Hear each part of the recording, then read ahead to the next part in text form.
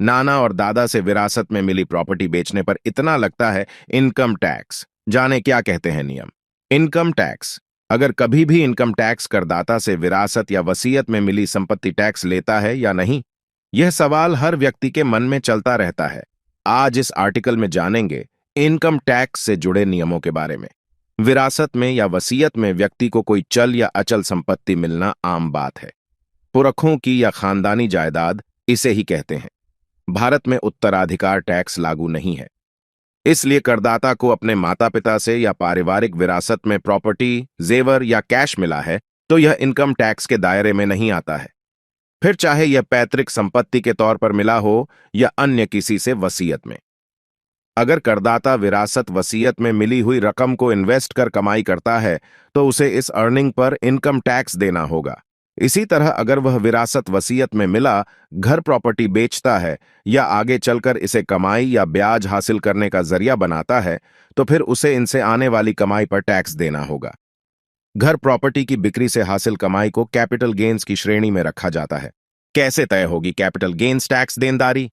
अचल संपत्ति की बिक्री पर कैपिटल गेन टैक्स देनदारी इस बात पर निर्भर करती है कि वह करदाता के पास कितने वक्त तक रही।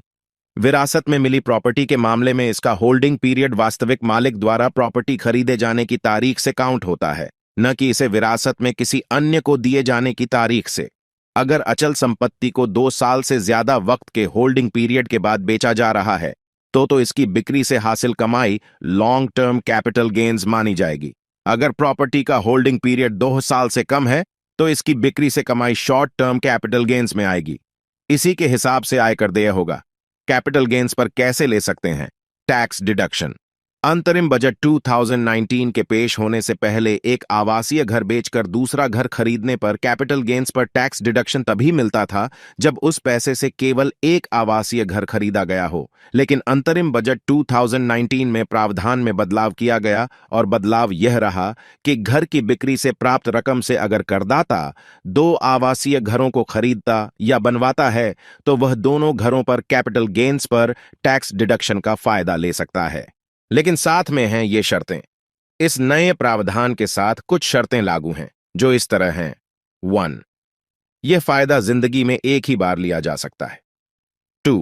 प्रॉपर्टी बेचकर हुए लॉन्ग टर्म कैपिटल गेन्स की रकम 2 करोड़ रुपए से ज्यादा नहीं होनी चाहिए। अगर रकम 2 करोड़ रुपए से ज्यादा हुई तो करदाता टैक्स डिडक्शन का फायदा केवल एक आवासीय घर की खरीद पर ही ले सकेगा। 3. प्रॉपर्टी से बिक्री से प्राप्त पैसे पर टैक्स डिडक्शन का लाभ लेने के लिए इससे एक निश्चित समयावधि के अंदर दूसरा घर खरीदना जरूरी है। उदाहरण के तौर पर नए रेडी टू मूव घर के मामले में प्रॉपर्टी की बिक्री की तारीख से 2 साल के अंदर, दूसरे नए घर के कंस्ट्रक्शन के मामले में प्रॉपर्टी बिक्री की तारीख से 3 साल के अंदर। ऐसे भी बचा सकते हैं टैक्स। प्रॉपर्टी की बिक्री से हुए कैपिटल गेन्स पर टैक्स डिडक्शन क्लेम करने का एक तरीका और भी है। वह यह कि करदाता चाहे तो कैपिटल गेन्स को आयकर कानून के सेक्शन 54 EC के तहत कैपिटल गेन्स बॉन्ड में निवेश कर सकता है और इस पर टैक्स डिडक्शन क्लेम कर सकता है। लेकिन याद रहे कि कैपिटल गेन्स बॉन्ड में निवेश की सीमा प्रति वित्त वर्ष 50 लाख रुपए तक है। किसे माना जाता है पैतृक संपत्ति?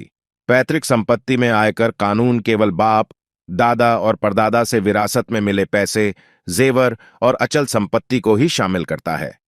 मां के पूर्वजों से मिली संपत्ति पैतृक संपत्ति में शामिल नहीं है। हालांकि मां या उनके पूर्वजों से वसीयत विरासत में मिली संपत्ति को भी टैक्स से छूट प्राप्त है। अगर कभी आयकर विभाग करदाता से विरासत या वसीयत में मिली चल अचल संपत्ति को लेकर सवाल करता है तो करदाता को साबित करना होगा कि रकम या प्रॉपर्टी आदि माता पिता से या वसीयत से या खानदानी विरासत के तौर पर मिले हैं।